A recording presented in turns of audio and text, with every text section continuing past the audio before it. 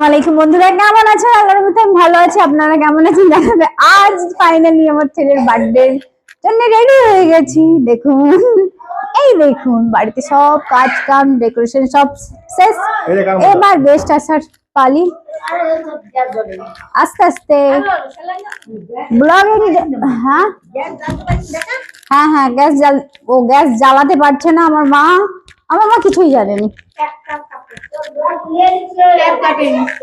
আমার বেটি রেডি হয়ে গেছে। হ্যাঁ, নতুন সিলিন্ডার দিয়ে গেছে তো, ওটা পরিয়ে নিলে তো হয়ে যাবে। বাকি নতুন সিলিন্ডারটা পরিয়ে নাও। হ্যাঁ, তারপর এটা বরের দাদি নানি। হ্যাঁ, এটা বরের দাদি মানে আমার শাশুড়ি। দেখেছে আমার শাশুড়ি, এটা আমার শাশুড়ি, এটা আমি বউরি।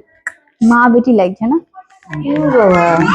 আর এটা আমার মা মানে মা। আর এই এই এই যে ভাই, আমার ছেলে এর বার্থডে। আর এই আমার ভাইপো, দুজনই সেম সেম ড্রেস পরেছে, দেখেছেন? স্পাইডারম্যান কেক অর্ডার দিয়েছে। কি কেক অর্ডার দিয়েছে? স্পাইডারম্যান। বড় কেন লাগছে? একটু হাইট লম্বা আছে। আর আমার দাঁতেই ব্যস্ত, জানেন, সব কিছু সাজাতে, লাইট করতে, এটা করতে ব্যস্ত। না রেডি হলে ভালো লাগবে না। হয়ে যাও তাড়াতাড়ি। ভাবিও রেডি হতে উপরে গেছে। এখন কেউ গেস্ট আসে না, আস্তে আস্তে সবাই ঢুকবে। যেহেতু আমরা সবাই একে একে করে রেডি হয়ে যাচ্ছি। রান্না চলছে পেছনে, পেছনে পূজারি রান্না করছে। রান্না করার পর আপনাদের সঙ্গে আবার দেখা করবো গেস্টে। আমার বৌদি প্রচুর হেল্প করে দেয় আমাকে প্রত্যেকটা অনুষ্ঠান। এটা কাছে দিয়ে আমার ড্রেসের ট্যাগটা কেটে দিচ্ছে। ট্যাগ কাটা হয়নি, আমার বড় আমার ট্যাগটা কেটে দিচ্ছে, দেখছেন? আমার মেয়ে আর আমি একই ড্রেস পরবো বলছিলাম, কিন্তু নয়। আমার মেয়েকে আলাদা ড্রেস দিয়েছি রেড কালারের। কেন ছোট মেয়ে, রেড না, পিঙ্ক আর অরেঞ্জ মিক্সার। আর ওই জন্য বলছিলাম যে একই পরবো মা বেটি, তাহলে একই হয়ে যেতাম।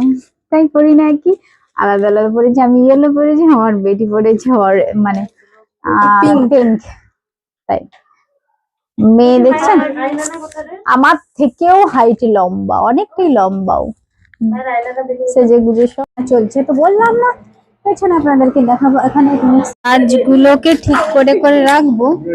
আর ও সময় পেলে বাবা কি সাজাবো, যখনই অনুষ্ঠান হবে তখনই গাছ সাজাবা নিয়ে ব্যস্ত থাকে, আর কিছু সাজাবা নিয়ে ব্যস্ত থাকবে না। ঘরের ভিতরে গার্ডেনটা হলে খুব ভালো হয়।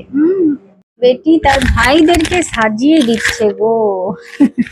তার দু ভাইয়ের মাথা কেটে দিচ্ছে, তার দু ভাই আর বোন মানে পিঙ্ক আর ওরা রেড দুজন পরেছে। আমার বেটি আবার হেয়ার স্টাইল করছে। বাহ, দেখুন। দেখি দেখি মুখটা দেখি। কাগজে ভিতরে লেখা আছে, নিয়ে আসবি তো আসার সময়। আমার কোন জায়গাটা বলো? ভিতরে ভিতরে ভিতরে রুমে। আমার বেটিকে বলছে ওর বাপ যে এইরকম ড্রেস পরবে বেটি, ভালো লাগবে। তারপর আমি আর ওর আব্বু গল্প করছি, কে আসছে না আসছে, কে কি মানে খাওয়া দাওয়া এটা সেটা। বলছে সব ঠিক হয়ে যাবে, টেনশন করনি, সবকিছুই হয়ে যাবে। আর দুজন বসে বসে গল্প করছি। তারপর আমার বেটি বলছে তুমি বেডশিটের ম্যাচিং এর ড্রেস পরেছো আম্মা, বেডশিটও ইয়েলো ইয়েলো, তুমিও ইয়েলো ইয়েলো বলছো। আমি বলছি হ্যাঁ হ্যাঁ। বলছে আব্বুকে একটা ইয়েলো প্যানেল পরিয়ে দাও, তাহলে তোমার দুজন ম্যাচিং হয়ে যাবে। তারপর আমার বড় ভাসুর, বড় যা আর আমি তিনজন মিলে পকোড়া খাচ্ছি। আমার বড় ভাসু বলছে এই আমার ভিডিও তুলবে না। বলছে আচ্ছা তুলেই না, একটু কি হয়েছে। তারপর আমার বড় যা বলছে খাচ্ছি হারামি, তুই ভিডিও তুলছিস।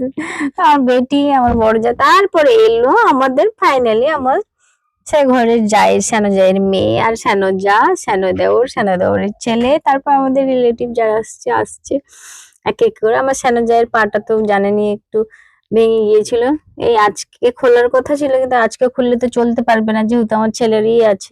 তাই জন্য কালকে যাবে মানে প্লাস্টারটা খুলতে, ভালো হয়ে যাবে বা।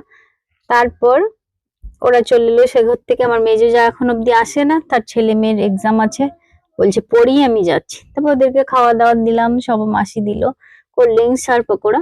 কিন্তু তারপর ওদেরকে দিতে দিতে আমিও নিজে খেয়ে ফেলছি। আমি বলছি, আমাকেও খিদে পাচ্ছে, ঘুরতে ঘুরতে খাই, না হলে খাবার সময় পাওয়া যাবে না। এই করতে করতে সবাইকে দিতেই থাকবো, কিন্তু নিজে খাবো না। কিন্তু আমি বলছি আমিও খাই, তুমিও খাও, তোমরাও খাও। এই করে আমরা খাচ্ছি। তারপর আমার মেয়ে বাই করে চলে যাচ্ছে, বলছে তুমি তোমার ক্যামেরাটা ধরো, আমি চলে যাচ্ছি আমার বন্ধুদের সঙ্গে। তার বন্ধুরা এসে গেছে, তার বোনেরা, বলছে আমার বনে বনে থাকবো, এসে গেছে। তারপর আমার বান্ধবীটা আসবেনি বলছিল, কত সকাল থেকে আমাকে টেনশন দেওয়া, এই করা সে করা, এইসব করে করে ফাইনালি এলো।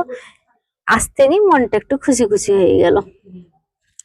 তারপর সবাই মিলে আমরা একসঙ্গে, তারপর দেখো আমার ভাবি আসতেছে, সিঁড়ি দিয়ে নামতেছে। আমি বলছি না না, তুমি উপরে উঠে যাও, উপরে উঠে যাও, আমি তোমার আস্তে আস্তে আস্তে করে ভিডিওটা তুলি, তারপর তুমি নামো। বলছি হ্যাঁ, আর আমি আমাকে আবার বলছে, আমি বলছি, "আচ্ছা, ঠিক আছে, আস্তে আস্তে নামো, আস্তে আস্তে নামো, কেন ভিডিওটা তুলতে তো হবে আমাকে, যেহেতু আমার ভাবি না, তাই আমি বলছি তুমি দাঁড়ানো দাঁড়ানো। বলছে, হাসছে আমাকে দেখে। তারপর আমার দাদা, ভাবি আর আমি, তারপর আমি ওকে লাস্টে বললাম রাক্ষস নি। তারপর আমাকে একটু মারলো। তারপর মজাল ভাই বসে আছে, মজাল ভাই বলছে এই বৌমা আমার ওই ভিডিও টিডিও তুলবে না। আমি বলছি আচ্ছা তুলবো না। আমার দু বান্ধবী একটু গল্প করলাম, আমার বান্ধবী মারতে যাচ্ছে, বলছে তুই বুঝবি নি কোনো জিনিস, তুমি হ্যান ত্যান অনেক কিছু বললো আমাকে। আচ্ছা বোঝার কিছু নেই। সবাই এসে গেছে, আমার স্যানো যাওয়া এসে গেছে। তারপর আমার রাহাতকে নিয়ে কোলে ঘুরছি, যে আমার সঙ্গে একটু নাচুন, মানে নাক্ষুন নাক্ষুন করে মারে, তাকে নিয়ে আমি করে ঘুরছি, বদমাশি করতেছে। তারপর ওর বোনেরা তো নিয়ে নিবে ওকে, ওর বোনেদের কাছেই থাকবে। সব খাওয়া দাওয়া সব চলছে। আর এটা সঞ্জীব, মানে আমাদের স্টাফ আছে, ওনার স্ত্রী, ওই সঞ্জীবের স্ত্রী আর কি, ও হয় খুব ভালো, আমার সঙ্গে খুব ভালো গল্প করে, খুব ভালো, খুব ভালো, মানে এতটাই ভালো মেয়ে, মানে হয় না। আর ওনার মেয়ে আমাকে নাম ধরে ডাকে, মিনারা বলবে। ওর মা বলবে তোমার ব্লগ দেখেই ও সকালবেলা ঘুম থেকে উঠবে, ব্লগটা না চালালে দেখবেই। আমি বলছি, আচ্ছা, ঠিক আছে। সবাই গল্প গুজব করছি, সবই করছি, সঞ্জীবের বউকে একটু গালটা টিপে নিচ্ছি, এই করে ব্লগটা শেষ করলাম। নেক্সট ব্লগে আপনারা সবকিছু দেখতে পারবেন। বাই।